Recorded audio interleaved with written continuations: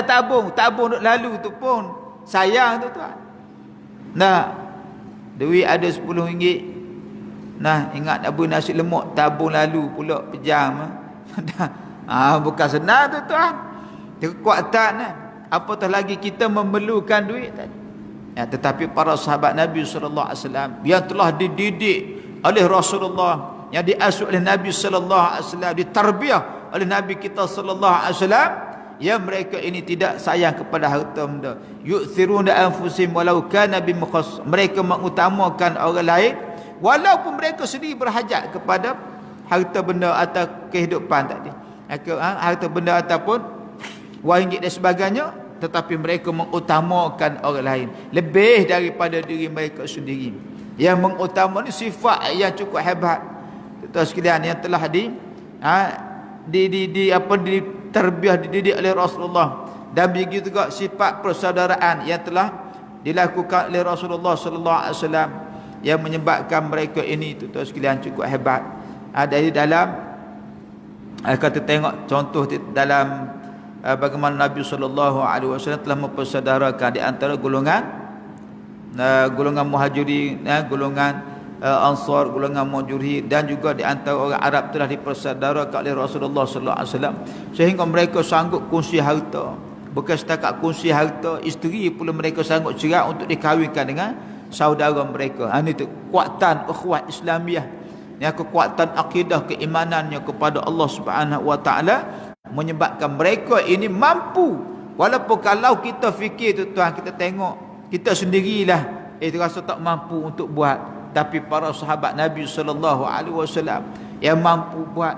Ni separuh harta, dia punya harta, dia sanggup beri separuh kepada saudara dia. Dia bukan kau kerabat pun, saudara dalam Islam yang telah dipersaudarakan oleh Rasulullah sallallahu alaihi wasallam, dia sanggup beri. Sehingga kan isteri ada isteri dua, dia sanggup ceraikan seorang-seorang daripada isteri dia. Bukan setakat sanggup, dia suruh kawan tu pilih pula tu. Kalau kita lah dah. Kalau beri pun beri hak menopause lah kot nah. Ada beri hak tu tuan sekalian. Nah. Kita diri pilih, tak dia pilih, mu pilih hak mana kamu nak. Nah. Ini kekuatan yang ada pada sahabat Nabi sallallahu alaihi wasallam.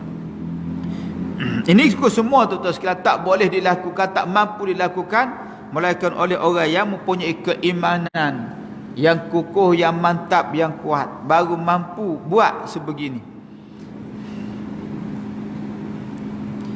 Jadi kita juga mempunyai senjata selain kebenaran, iaitu senjata keimanan. Iman merupakan salah satu rahsia kekuatan, tidak mudah diketahui kecuali oleh orang-orang yang benar-benar beriman. Bukankah generasi umat terdahulu dan generasi-generasi berikutnya berjuang dengan senjata iman? Ini kekuatan iman tuan sekalian dia. Jika iman telah hilang, apakah senjata kebendaan akan berguna? Kalau iman tak ada, senjata kebendaan pun tak mampu untuk menghadapi musuh. Ya, kekuatan ni yang dalam yang paling penting tuan. Ya, kalau ada senjata canggih pun kalau tidak ada kekuatan keimanan, penakut pula tuan, tak boleh guna juga. Nah, jika iman anda yang mantap dan tetap, maka jalan ke arah matlamat dapat ditemui. Dan jika tekad anda yang mantap bersungguh-sungguh, maka jalan ke arah itu akan nampak jelas. Allah Subhanahu wa taala berfirman, "Wa kana haqqan 'alaina nasrul mu'minin." Dan sesungguhnya menjadi tanggungjawab kami, kata Allah, menolong orang yang beriman. Ya. Janji Allah Taala pasti akan menolong. Ya, menolong orang-orang yang beriman. Sebab itu tuan sekalian, yang paling penting ialah dalam perjuangan hidup ni keimanan, dasarnya iman kepada Allah. Itu paling penting. Ya, bukan senjata, bukan bilangan yang ramai, tetapi kekuatan iman itu. Ya, kekuatan iman. Sebab kalaulah kita mempunyai kekuatan iman yang mantap, yang betul-betul, yang sungguh yakin dengan Allah Subhanahu wa taala, maka pasti kita akan ditolong oleh Allah. Ya, ditolong oleh Allah Subhanahu wa taala. Kalau kita tengok dalam peperangan Badar sekalian. Ya, bilangan orang Islam 300 orang, musyrikin 1000 orang. Dan dalam mula-mula dalam peperangan Islam, bagaimana tu tuan sekalian? Dengan bilangan pun rasa dah lemah semangat dah. Tetapi apabila tentera-tentera Islam keluar dengan keyakinan kepada Allah, kekuatan iman, kemantakan akidah dan sebagainya, maka mereka tidak gentar untuk menghadapi musuh. Maka Allah Subhanahu wa taala menurunkan pertolongan kepada tentera-tentera Islam, pada pejuang-pejuang Islam. Seandainya umat Islam tidak mempunyai kekuatan material di muka bumi, kekuatan di langit akan menyertai mereka. Allah Subhanahu wa taala telah berfirman, "Id yuhi rabbuka ilal malaikati anni ma'akum fathabbitul ladina amanu." Ingatlah ketika Tuhanmu mewahyukan para malaikat, sesungguhnya aku menyertai kamu, maka tetapkanlah orang-orang yang beriman. Jadi tuan-tuan sekalian, apabila perjuangan yang kita buat lakukan itu perjuangan yang berpandukan kepada akidah, yang perjuangan yang betul, perjuangan yang diredai oleh Allah Subhanahu wa taala, maka Allah Subhanahu wa taala akan mengutuskan tentera-tentera dalam peperangan Badar itu, malaikat-malaikat Allah diutuskan oleh Allah Subhanahu wa taala untuk menolong, membantu orang-orang beriman kepada Allah Subhanahu wa taala. Jadi sebab itu hubungan kita dengan Allah, hubungan dengan Allah Subhanahu wa taala, bagaimana mereka ini golongan yang hampir dengan Allah, yang siang harinya mereka berpuasa, malam harinya mereka bertahajud, melakukan ibadah kepada Allah Subhanahu wa taala, dengan solat tahajudnya, dengan baca al-Qurannya, dengan zikir-zikirnya. Maka inilah kekuatan yang mereka miliki, yang mereka bekalkan untuk berhadapan dengan musuh Allah Subhanahu wa taala. Maka Allah Subhanahu wa taala beri jaminan dia akan menolong golongan-golongan yang berjuang di atas jalan Allah Subhanahu wa taala. Selain itu, umat Islam masih mempunyai senjata yang lain, iaitu harapan.